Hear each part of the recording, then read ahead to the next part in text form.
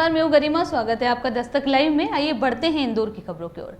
गृह मंत्री डॉक्टर नरोत्तम मिश्रा ने इंदौर के प्रशासनिक संकुल पहुंचकर कोरोना समीक्षा बैठक की। बैठक में मंत्री तुलसीराम सिलावट सहित अन्य भाजपा के कई वरिष्ठ नेता और प्रशासनिक अधिकारी मौजूद रहे। इसके बाद मंत्री श्री मिश्रा पत्रकारों से मुखातिब हुए। इस दौरान कई महत्वपूर्ण बिंदुओं पर उन्होंने अपनी राय रखी और उन्होंने मीडिया को दिए अपने बयान में 2K यानी कमलनाथ और कोरोना को प्रदेश के लिए घातक बताया। गृह मंत्री और इंदौर प्रभारी ने बैठक के बाद मीडिया से चर्चा की और कोरोना लगभग खत्म होना बताया और इस महामारी में बेहतर काम करने के लिए प्रधानमंत्री नरेंद्र मोदी और मध्य प्रदेश के मुख्यमंत्री शिवराज सरकार की तारीफ मंत्री ने की। चर्चा के दौरान डॉक्टर मिश्रा ने यह भी कहा कि सरकारी नौकरी में रहते जिन कर्मचारियों ने जान गंवाई उनके परिजनों को नियमानुसार 1 महीने अनुकंपा नियुक्ति देने की बात मंच से मंत्री ने कही।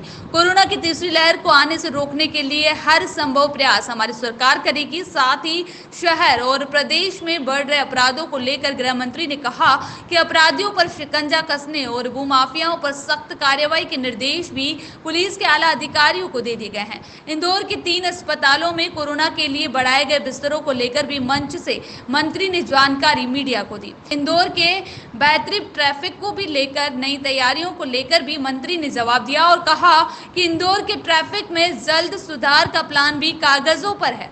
हाल ही में कई टीकाकरण केंद्र पर वैक्सीन की कमी को लेकर प्रभारी एक नई योजना राज्य सरकार ने बनाई है। जल्दी योजना वजूद में आने के बाद इस कमी को दूर किया जाएगा। सवालों के दौरान एक सवाल ये भी किया गया कि पूर्व मुख्यमंत्री कमलनाथ कांग्रेस को मजबूत करने के मकसद से 27 जिलों की यात्रा करने वाले हैं, तो ये गृह मंत्री का था कि मैं भगवान से प्रार्थना करता हूं कि पहले वो पूर्ण रूप से स्वस्थ हो जाए। पत्रकार वार्ता के आखिरी में प्रभारी मंत्री ने यह भी कहा कि कांग्रेस की सरकार में वल्लभ भवन में भ्रष्टाचार का अड्डा था। आप उस सरकार की तुलना हमारी सरकार से कहां करते हैं। यह बात भी गृह मंत्री डॉक्टर नरोत्तम मिश्रा ने इंदौर में पत्रकारों से चर्चा के दौरान कही। जहाँ तक अधिकारियों की बात है, उनको पर्याप्त ताकीद मैंने की है। दूसरा विषय फ्री फॉर ऑल रहेगा। आप कुछ भी कहीं से भी पूछ सकते हैं जो सांस्कृतिक, साहित्यिक और बाउंड्री की सीमाओं में बना हो। कोरोना की समीक्षा आज विस्तार से जैसी आशंका WHO अथवा वैज्ञानिक, डॉक्टरों, मीडिया कर्मियों के द्वारा उसको ध्यान में रखते हुए तीसरी वेव की समीक्षा सभी सम्मानित जनप्रतिनिधि जो मेरे साथ मौजूद हैं वहाँ भी मौजूद थे। मैं चाहूँगा कि आपका कैमरा एक बार इन सब की ओर भी दृष्टिपात करें। वैसे प्रदेश के अंदर कोरोना नियंत्रण में है। आज कुल मध्य प्रदेश में 29 केस ही हैं तो पूरे मध्य प्रदेश के अंदर आए हैं और 38 लोग ठीक होकर अपने गंतव्यों की ओर गए। पूरे मध्य प्रदेश में 403 केस ऐसे हैं जो एक्टिव केस हैं। कोरोना लगभग प्रदेश में समाप्ति की ओर है। सरकार पूरी ताकत के साथ में मध्य प्रदेश के अंदर टेस्टिंग कर रही है। मुख्यमंत्री जी स्वयं समीक्षा करते हैं, प्रधानमंत्री जी स्वयं देख रहे हैं और यही कारण है हमने तय किया है कि कोरोना की प्रतिदिन टेस्टिंग 70,000 से ऊपर मध्य प्रदेश में हो। कल भी हमने 74,331 केस टेस्ट किए। कॉन्टैक्ट ट्रेसिंग में भी हम 25 केस पीछे तक जाते हैं। कोरोना कहीं भी सर उठाता दिखे तो उसे कुचल दें। उसी कड़ी में इंदौर में 10,000 के आसपास का लक्ष्य प्रतिदिन का रखा गया है और 10,000 टेस्ट प्रतिदिन इंदौर में किए जाते हैं। जहाँ तक सवाल तीसरी लहर को लेकर संभावनाओं का है, जो आज सम्मानित जनप्रतिनिधियों ने, इंदौर के ने चर्चा की। उसमें तीसरी लहर के हमारे कुल बिस्तर बढ़ के अब 10,520 हो गए। गर्भवती महिलाओं और बच्चों के लिए 1500 बिस्तरों की अलग से व्यवस्था इंदौर में की गई है। हालांकि भगवान करेगा कि ऐसी लहर नहीं आएगी, पर फिर भी 42 अस्पताल हमने इसके लिए चिन्हित करके रखे हुए हैं। श्रद्धेय स्वर्गीय माधवराव सिंधिया सेतु के नाम से करने का भी आज तय किया है। इसी तरह से टीबी अस्पताल का भी नामकरण करने का तय किया है। क्या नाम बताएं? वो नाम भी आपके सामने जल्दी माननीय विधायक जी रख देंगे।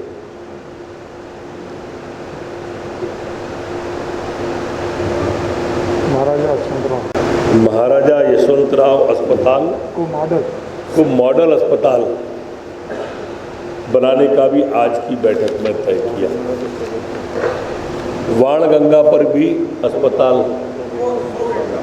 100 बेड के अस्पताल का जो प्रस्ताव आया था उसको राज्य सरकार की ओर यहाँ से अग्रेसित किया जा रहा है।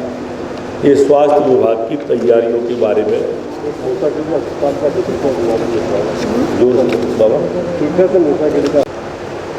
आज जो हमने समीक्षा की थी वो हमारे लॉकडाउन से, कोरोना कर्फ्यू से प्रभावित गरीबों को राशन को लेकर की थी। लगभग 15 लाख हितग्राही लोगों को प्रधानमंत्री माननीय मोदी जी का, मुख्यमंत्री माननीय शिवराज सिंह चौहान जी के राशन वितरण की व्यवस्था की। सम्मानित जनप्रतिनिधियों ने, सम्मानित मंत्रीद्वय ने, विधायकों ने पात्रता पर्ची के संबंध में भी अपने अपने सुझाव दिए हैं। पोर्टल के बारे में भी शिकायत दर्ज की थी। मैं समझता हूं कि पात्रता पर्ची और पोर्टल से संबंधित विषय भी जल्दी दूर हो जाएंगे। आज हमने तय किया है कि 1 माह के अंदर कोविड से प्रभावित परिवारों में अनुकंपा नियुक्ति 1 माह के अंदर इंदौर में हम दे देंगे। मीडिया कर्मियों से भी सादर अनुरोध है कि अगर उनके ध्यान में कोई विषय ऐसा आता हो तो वो विषय जरूर संज्ञान में जनप्रतिनिधियों के लाएं। जिस क्षेत्र के जो विधायक हैं उन्हें कृपया करके अवगत कराएं। खेड़ी अस्पताल के बारे में विधानसभा पर आप सब को जैसा मालूम ही होगा, आज मैंने अधिकारियों को सुबह निर्देश भी दिए हैं कि जो यहाँ अधिकारी कई वर्षों से जमे हुए हैं, लंबे समय से जो जमे हुए हैं, आने वाले स्थानांतरण के दिनों में उनका भी रीसफल किया जाएगा। यहाँ पर जो प्रदेश इंदौर के अंदर जितने लोग भूमाफिया फरार हैं उन पर शिकंजा कसने का, उनकी गिरफ्तारी करने का और भूमाफियाओं को चिन्हित करने का भी निर्देश आज दिया। आप सबको ये भी मालूम होगा कि हमारी इंदौर की पुलिस ने ऑपरेशन प्रहार चलाया था और उस ऑपरेशन प्रहार में मादक पदार्थों की तस्करी, ड्रग्स भी करीब 70 करोड़ की जब्त की थी। मादक पदार्थ में MDMA ड्रग्स भी जब्त की थी। आरोपियों को भी गिरफ्तार किया था 5 को। इसमें अन्य राज्यों के महाराष्ट्र, राजस्थान, उत्तर प्रदेश, गुजरात के 33 आरोपी गिरफ्तार किए गए। गौमांस तस्करों भी 1500 किलो जब्ती हुआ था। रेमडेसिविर इंजेक्शन भी इंदौर में बड़ी कालाबाजारी पकड़ी थी पुलिस ने। 51 अवैध फायर आर्म्स भी पकड़े थे। अवैध शराब, एक लंबी प्रक्रिया है जो आप कहोगे तो पढ़ के सुनाऊंगा, 3 पेज की है, जो हमारी पुलिस ने कार्रवाई की है, जो समय समय पे आपके द्वारा ही हमारे ध्यान में आई है। इसके बावजूद भी आप अगर कुछ पूछना चाहेंगे तो कोई भी सवाल कहीं से भी कर सकता है। मनीषा जी है ना, हाँ, वो भगवान न करेगा मेरे ख्याल से कि तीसरी लहर आएंगी। उसके थोड़े से कारण हैं। एक तो ये बीमारी ऐसी चिन्हित हुई थी कि इस बीमारी को शहरों में काफ़ी इसने अपने पैर पसारे थे, एक बात। दूसरा क्या है कि शहरों में इस बार हमारा जो वैक्सीन है वो बड़ी संख्या में लग गया है, और वैक्सीन जब लग जाती है तो प्रभावित उतना ये बीमारी औरों को नहीं करती है। अब सवाल आपने बच्चों का जो उठाया, 18+ वाले तो मेरे ख्याल से काफ़ी बड़ी संख्या में वैक्सीन लगाए, पर 18 से नीचे वाले बच्चों की वेंटिलेटर की और दूसरी सुविधाओं की आपने बात की है। इसीलिए मैंने अभी जब मैं बोल रहा था तो मैंने 1500 बिस्तरों का जिक्र किया था आपसे। गर्भवती महिलाओं और बच्चों के लिए 1500, 1500 ही है ना, बिस्तरों की व्यवस्था की हुई। और कोई सम्मानित सदस्य?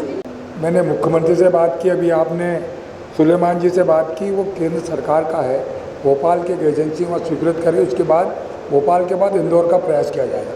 जो ना समय सीमा निर्धारित है, पर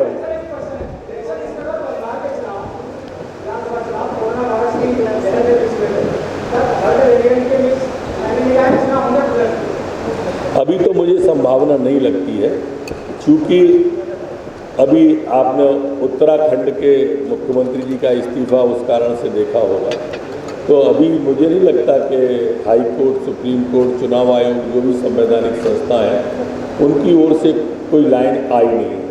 जब तक लाइन नहीं आई है तब तक मैं चुनाव के बारे में कुछ नहीं कहना चाहता।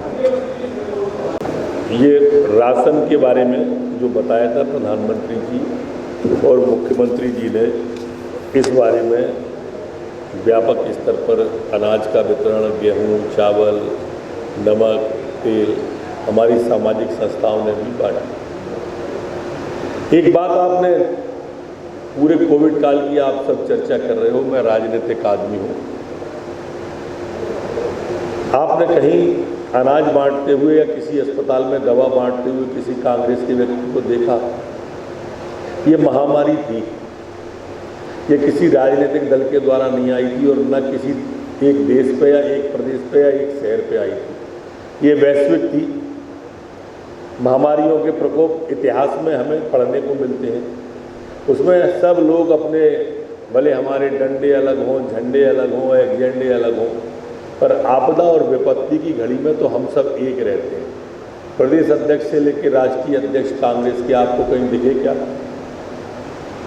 नहीं दिखे। ये मैं इसलिए नहीं कह रहा कि मैं भाजपा का हूँ। आप मीडिया कर्मी हैं, ना आप इस दल के इस पक्ष के हैं ना उस पक्ष के हैं, आप निष्पक्ष हैं। और निष्पक्ष तरीके से भी कभी विषय आना चाहिए, जिससे इनको थोड़ा बहुत तो ऐसा लगे कि आपदा और विपत्ति की घड़ी में ये आपदा भाजपा की वजह से नहीं आई थी, ये वैश्विक आपदा थी। ये आपदा कांग्रेस या बीएसपी की वजह से भी नहीं आई थी। लेकिन इसमें हम सब एक तो हो जाते। बहन का दूसरा जवाब आ जाए। 2 सवाल थे, उनका जवाब तो आ जान देते,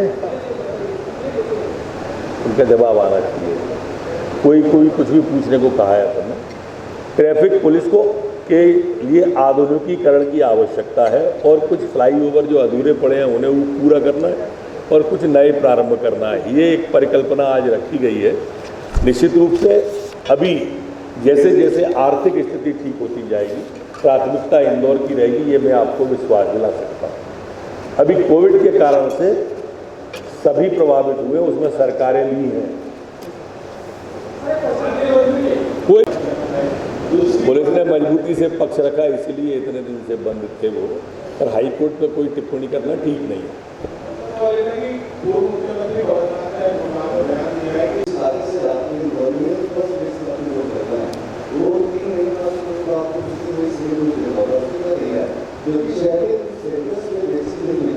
वैक्सीन की उपलब्धता राज्य सरकार पर निर्भर नहीं है, वैक्सीन की उपलब्धता केंद्र सरकार पर है। वैक्सीन जैसे ही उपलब्ध होती है पहली प्राथमिकता इंदौर रहता है, हर क्षेत्र में रहता है। ये सच है, हम इंदौर के आभारी हैं कि उन्होंने रिकॉर्ड बनाया था। इंदौर की जागरूकता के लिए, इंदौर की उदारता के लिए, इंदौर की सहृदयता के लिए मैंने कार्यकर्ताओं की बैठक में भी रात को भी कहा था कि जो भी आता है यहाँ आके मचल जाता है। ऐसा इंदौर शहर है अपना, बहुत अच्छा शहर है और निश्चित रूप से प्राथमिकता इंदौर रहेगी। वैक्सीन में उपलब्धता के ऊपर है। ट्रैफिक में कब लंबा ट्रैफिक कब ठीक है? ट्रैफिक में ट्रैफिक हाँ यातायात अपने पास यातायात काफ़ी उसी समय सक्रिय रहती है। अगर 365 ट्रेनें सक्रिय हो जाए, आपका मैसेज पढ़ा, मैं लाभान्वित हुआ।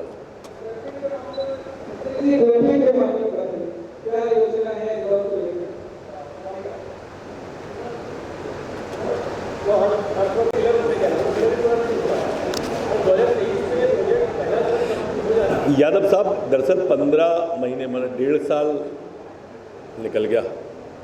वैसे तो मैं कहूँ तो 15 महीने वो और 15 महीने ये 30 महीने बहुत बेकार चले गए। दोनों के हो गए थे, एक कोरोना में, एक कमलनाथ में। इसने विकास को बहुत प्रभावित किया, कमलनाथ जी ने भी और कोरोना ने भी। कमलनाथ जी सरकार बनते ही क्वारंटाइन हो गए थे, वो वल्लभ भवन से निकले ही नहीं। आ रहे थे वो इंदौर, मैंने सुना था जैकलीन और सलमान के साथ, पर इसी बीच में पता नहीं क्या ग्रहण लगा और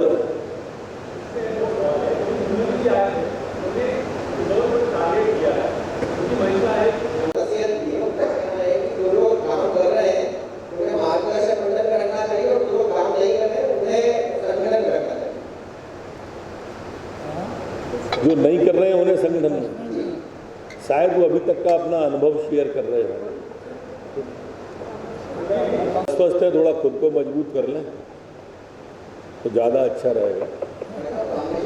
उनकी सेहत ठीक नहीं है, मैं परमपिता परमात्मा से प्रार्थना करूंगा कि वो दौरे में जल्दी न करें, स्वास्थ्य के प्रति ध्यान दें।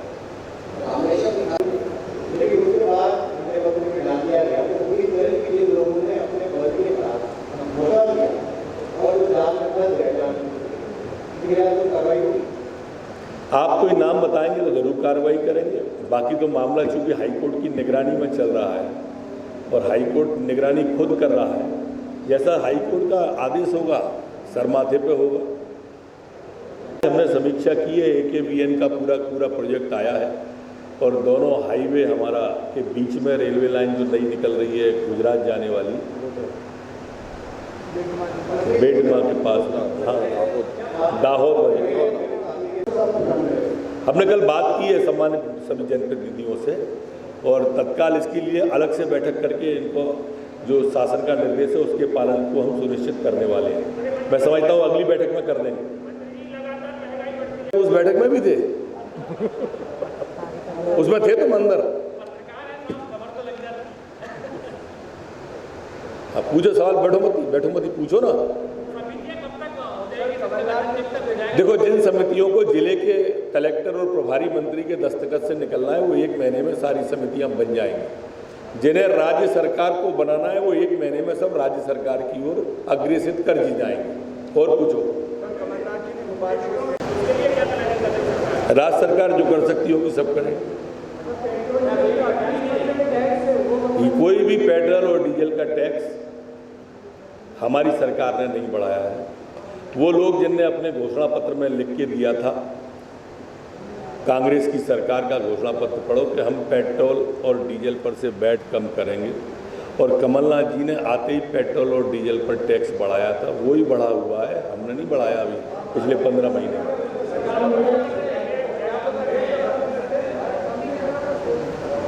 कुछ और पूछने वाले हैं क्या? एक ही विषय का एक जवाब आगे रिपीट कर मत करो।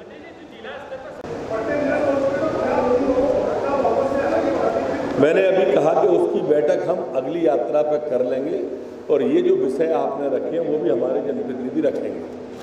आपने जहाँ तक सवाल दोबारा दोहराएंगे क्या? भाई वो 12 मासी होते थे, 12 मासी मत बोलो भाई, 12 मासी से इसकी तुलना कैसे करोगे आप? ये स्थानांतरण नीति के तहत हो रहे हैं। वहाँ कोई नीति नहीं थी, अनीति थी। वहाँ भ्रष्टाचार चरम पे था। वल्लभ भवन भ्रष्टाचार का अड्डा बना हुआ था। आप इससे तुलना कैसे कर देंगे? बहुत बहुत धन्यवाद।